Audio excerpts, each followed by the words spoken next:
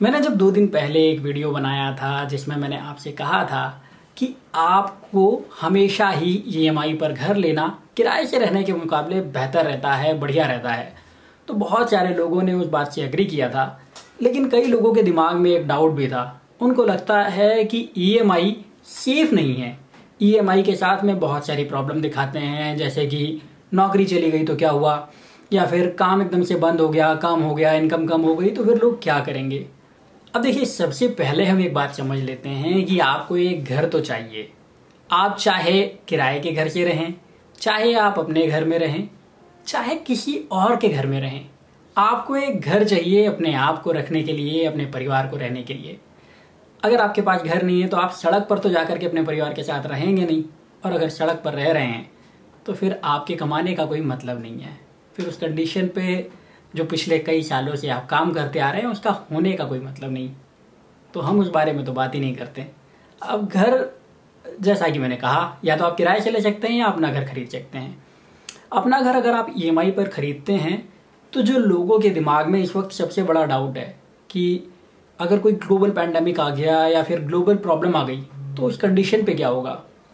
देखिए, अगर global problem आ जाती है, ग्लोबल पैंडेमिक जैसी कोई सिचुएशन क्रिएट हो जाती है जहां पर जॉब्स खत्म हो गई हैं, तो सरकारें वही करेंगी जो उन्होंने अभी किया है।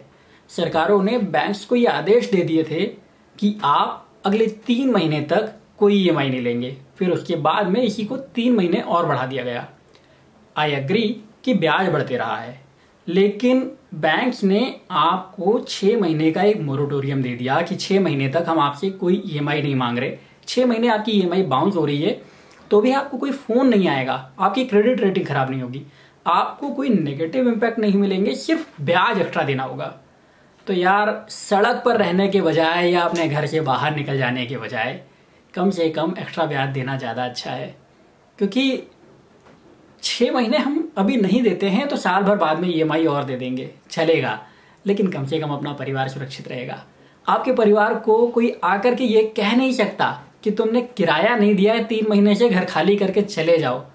क्योंकि अगर 6 महीने आपका काम बंद पड़ा है तो 6 महीने आप किराया देंगे कैसे। लेकिन 6 महीने आपकी ईएमआई के लिए कोई प्रॉब्लम नहीं आएगी।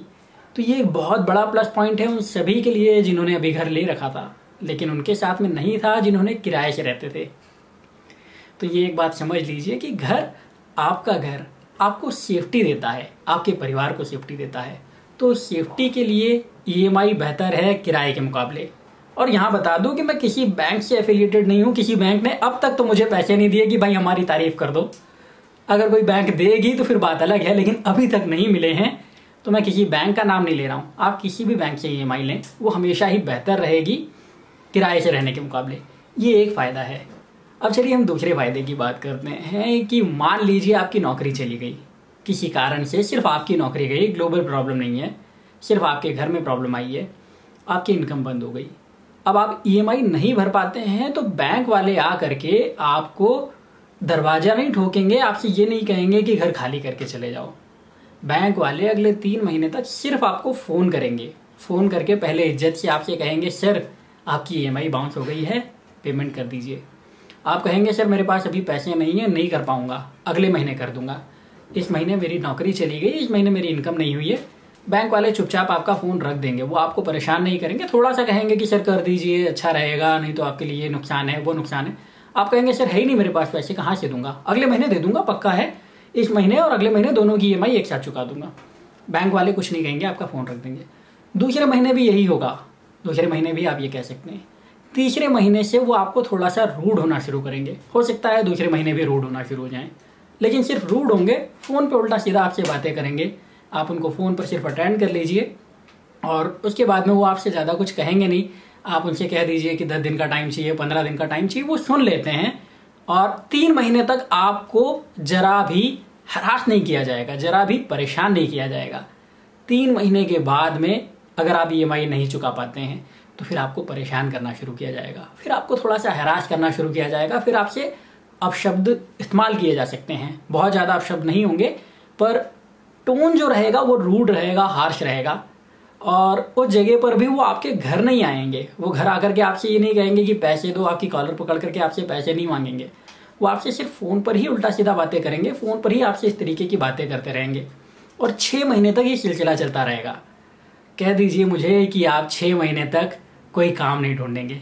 अगर आप ऐसा कहने वाले हैं तो फिर आपको किराए से रहने का भी हक नहीं है, क्योंकि किराएदार अगर आप हैं तो मकान मालिक आपको 2 महीने के बाद में लात मार के निकाल देगा।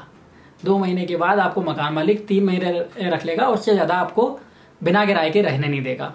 लेकिन आप अगर खुद के मकान में हैं, EMI भर रहे हैं, तो बैंक वाले आपको फ़ोन पर हरास जरूर कर लेंगे, लेकिन वो किसी भी कंडीशन पे आपको इविक्शन के लिए नोटिस भी नहीं भेजेंगे। 6 महीने तक अगर आप EMI नहीं भरते हैं तो पहला इविक्शन नोटिस आएगा या पहला एक पेमेंट नोटिस आएगा बैंक की तरफ से, और ऐसे 2-3 नोटिस जाएंगे। फिर उसके बाद में वकील की तरफ से नोटिस आ सकता है, फिर उसके बाद में कोर्ट की तरफ से नोटिस आ सकता है, और ये सब होने में साल भर से 18 महीने का टाइम लग जाता है। मतलब आप अगर आज EMI भरना बंद कर देते हैं तो 18 महीने तक कोई भी आपको निकालने की हिम्मत नहीं करेगा। और अगर इस बीच आपके पास में इतने पैसे आ जाते हैं कि आप 3 महीने की EMI भी एक साथ भर देते हैं, तो बैंक वाले आपकी बात सुनेंगे, समझेंगे और आपको वो टाइम दे देंगे।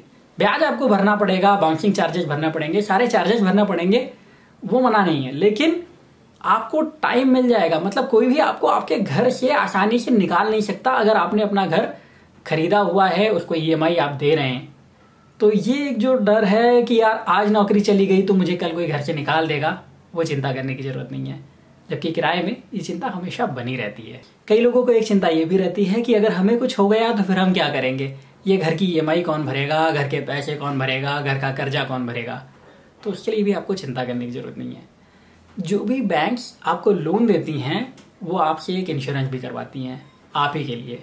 अगर आपकी डेथ हो जाती है तो वो इंश्योरेंस पूरा का पूरा घर का पेमेंट कवर कर देती है। अगर आपको कोई ऐसी बीमारी हो गई जिसकी वजह से आप काम नहीं कर पा रहे हैं, आपके हाथ पांव कट गए, आपका एक्सीडेंट हो गया, आपको हार्ट अटैक आ गया, आपको ब्रेन डैमेज हो गया, या कोई भी ऐसी प्रॉब्लम जिसकी वजह से आप पूरी तरीके से काम करने के काबिल नहीं बचे हैं, तो बैंक इंश्योरेंस का पूरा पैसा ले लेती है और आपका घर पूरी तरीके से फ्री हो जाता है। मतलब एक ये भी प्लस पॉइंट है कि आपको एक सेफ्टी मिल जाती है, एक सेफ्टी नेट मिल जाता है और आपका घर हमेशा आपका रहता है। तो ऐसे बहुत सारे कारण हैं, ऐसे बहुत सारी वजह हैं जो कि EMI को हमेशा ही किराए से ज़्यादा सेफ बनाती है, बेहतर बनाती है। तो अगर आप, फिर से कहता हूँ कि अगर आप अपने लिए एक घर खरीदने का प्लान कर रहे हैं, लोन लेना चाहते हैं पर डरे हुए हैं, तो लोन ले लीजिए, बिल्कुल चिंता मत करिए। और अगर आप इस सीरीज के सारे वीडियो को मिस नहीं करना चाहते हैं तो प्लीज चैनल को सब्सक्राइब करके बेल का बटन दबा दीजिए ताकि आपको सारे वीडियो के नोटिफिकेशन मिलते रहें। वीडियो अच्छा लगा है तो लाइक करिए, शेयर करिए और मेरे साथ जुड़े रहने के लिए आपका बहुत बहुत धन्यवाद।